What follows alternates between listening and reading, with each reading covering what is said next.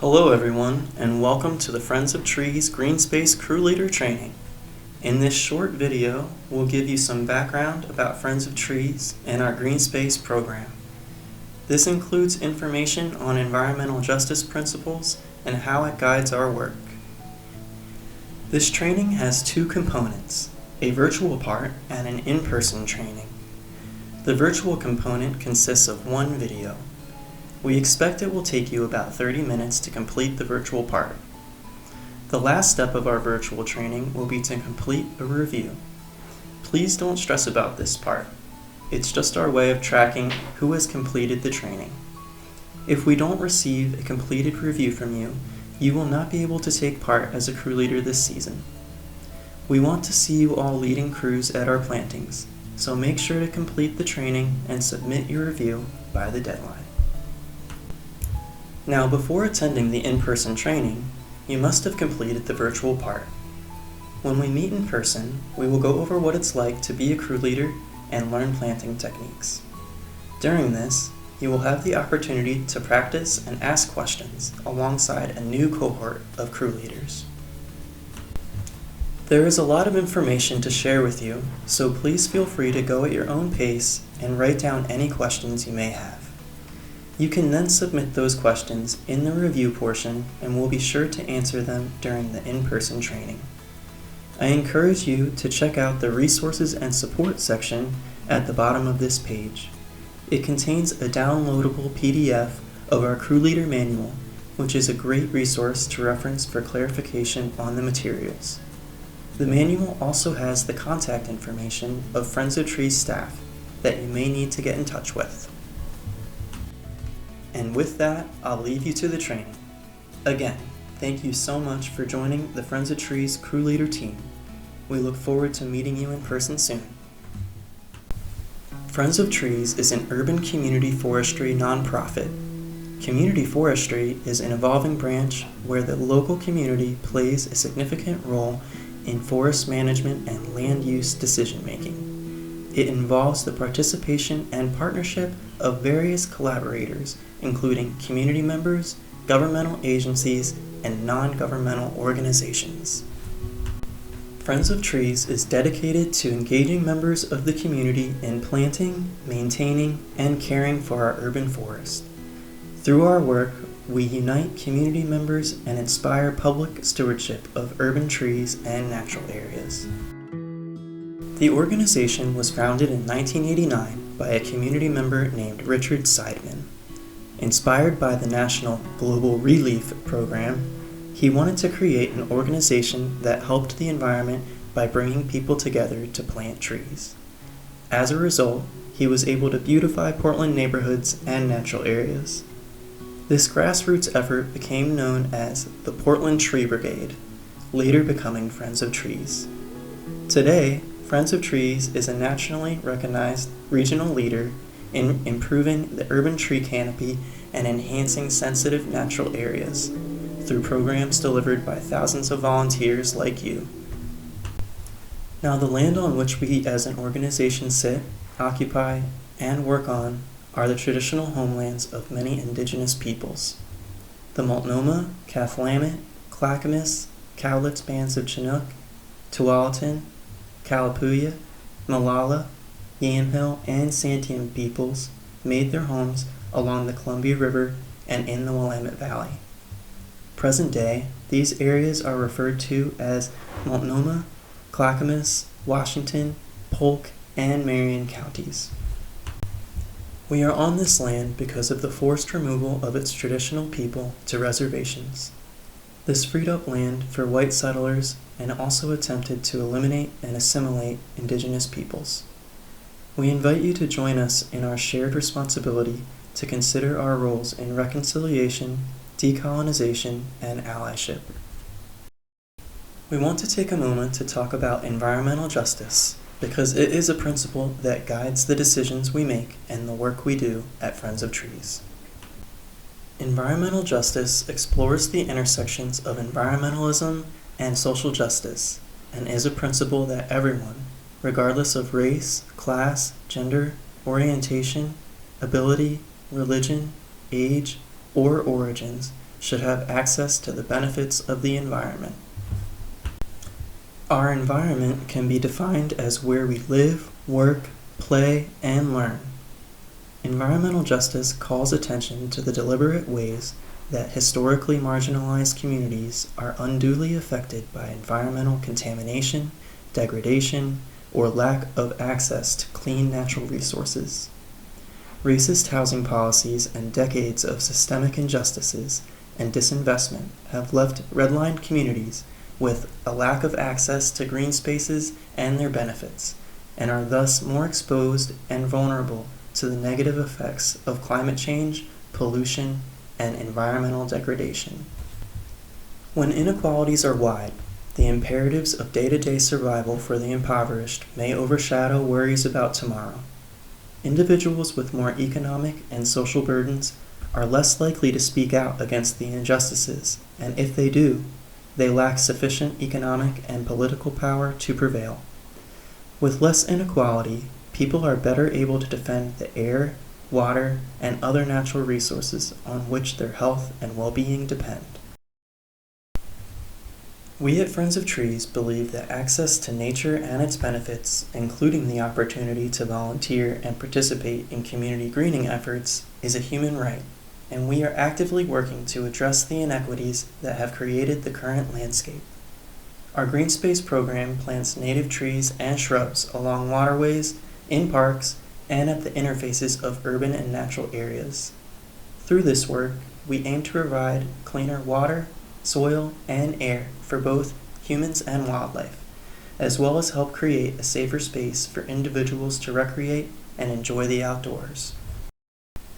Our team aims to prioritize equity-identified geographies and is actively looking for additional opportunities to work with individuals within these communities.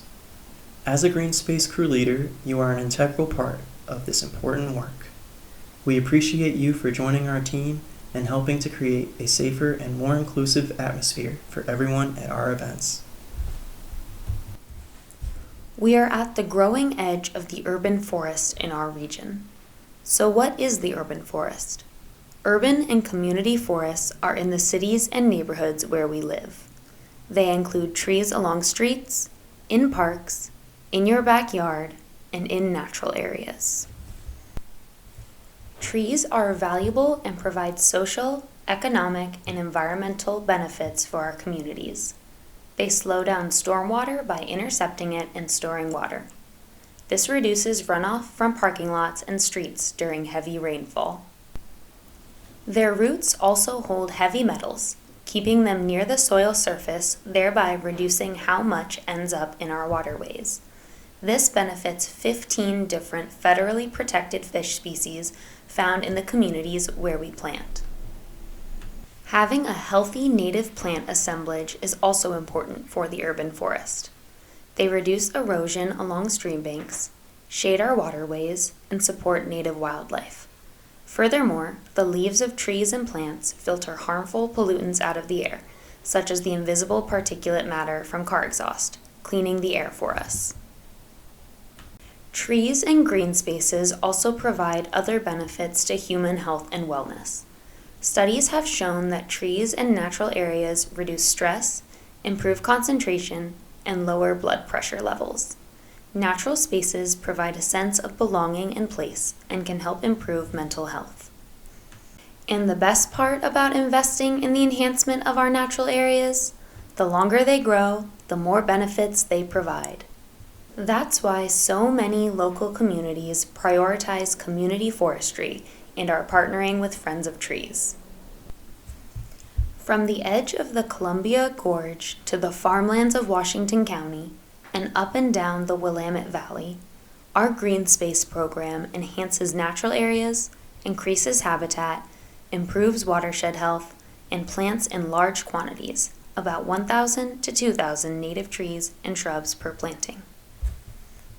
Each year, the Green Space program hosts more than 70 events in over 12 cities.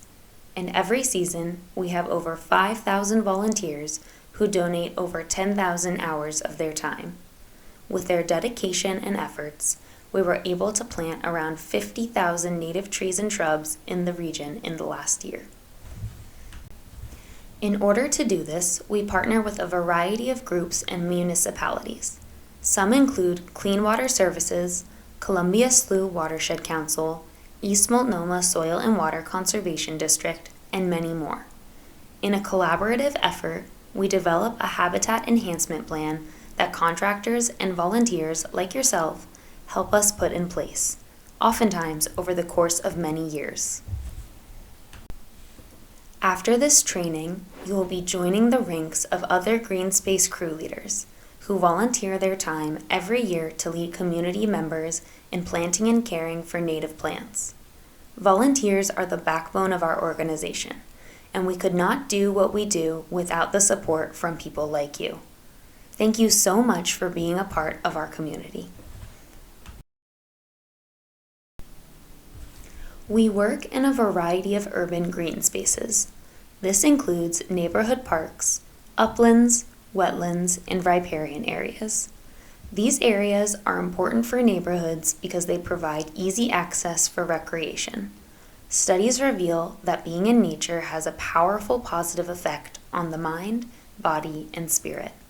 It helps to speed the health recovery process, reduce blood pressure, and lower the risk of cancer, as well as lift people's spirits. What better way to lift people's spirits than engaging them in conservation work? At planting and stewardship events, volunteers will plant and care for hundreds of native plants that will improve the hydrological and biological function of a habitat. These areas are often inundated with a monoculture of weedy introduced species that reduce the environmental performance of an area. The complete elimination of these undesirable species is impossible, but we can help to reverse the trend of species loss, thereby improving the ecological function. We put on events that bring people and communities together.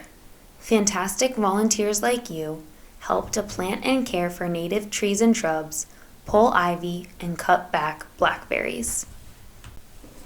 Most of our project sites are in riparian zones. These are areas along the edge of a stream, river, or other body of water. They are different from the surrounding uplands because their soils and vegetation are shaped by the presence of water. These areas support the highest density and abundance of plants and animals of any habitat type. This is why it is so important to preserve them. The lack of vegetation in a riparian area allows for more sediment to flow into a stream, increasing the turbidity or cloudiness of the water. An increase in debris and pollutants in a stream can increase algae growth. This, in turn, can decrease the amount of oxygen in the water and the variety of organisms it can support. In addition to providing shade for streams, plants and their roots also stabilize the bank and reduce erosion. Healthy riparian zones are teeming with trees, shrubs, or other deep-rooted plants that resist the cutting power of the flowing water. These deep and dense root systems improve rainfall penetration into the soil. This recharges groundwater and greatly reduces surface runoff, preventing flooding. Above ground, the canopies act as large leafy umbrellas. Their leaves and branches intercept rainfall before it reaches the ground, preventing the rapid displacement of soil particles. The rainwater collects on those leaves and eventually evaporates, never even touching the ground. An increase in native vegetation also means an increase in wildlife. The dense vegetation provides food and habitat for aquatic and terrestrial species. Fallen debris provides habitat, while fallen leaves provide a critical food source for aquatic animals. Trees and shrubs along streams provide shade to cool the water and support fish and other wildlife. Salmon and trout thrive in temperatures less than 64 degrees Fahrenheit, a few degrees higher, and they suffer heat stress, which can lead to death. The riparian area is an important corridor for terrestrial wildlife activity. Aquatic mammals will move between natural areas and often make their homes in these spaces. Connecting fragmented areas allows for animals to safely move in search of food as they adapt in response to environmental and developmental changes. Pollinators will also benefit from the abundance of flowering plants in the spring and summer. We won't feel the immediate effects of these plantings because it takes years for trees and shrubs to mature. When they reach that point, they can provide shade and keep water temperatures cool. This will benefit many aquatic creatures as well as you and I. Before we can start planting, Friends of Trees has a lot of behind-the-scenes work to prepare a site for its big day. The first thing involves securing funding for a project. Once selected, an assessment is completed and enhancement plans are developed. Contractors are then selected to treat dominant non-native plants such as English ivy, Himalayan blackberry, and reed canary grass. This entire process takes around 1 to 3 years. This next part is the most exciting. When a site is ready, a green space specialist will create a plant list. They will consult with project partners about the desired outcome and select the best plants based on the site conditions. Friends of Trees will then recruit volunteers to plant native vegetation. Afterwards, it is maintained for up to 10 years. This involves watering the site, monitoring for plant survival, and planning future plantings. As a volunteer, you will help to restore native plants to this region, which is critical for a city's infrastructure. Healthy forests can cool a city during a hot summer, absorb pollution, release oxygen, and provide an escape from the bustling city. The ecological services that plants provide are essential to life, and our events educate people on this. With that, thank you so much for watching, and we'll see you in person at the Crew Leader Training.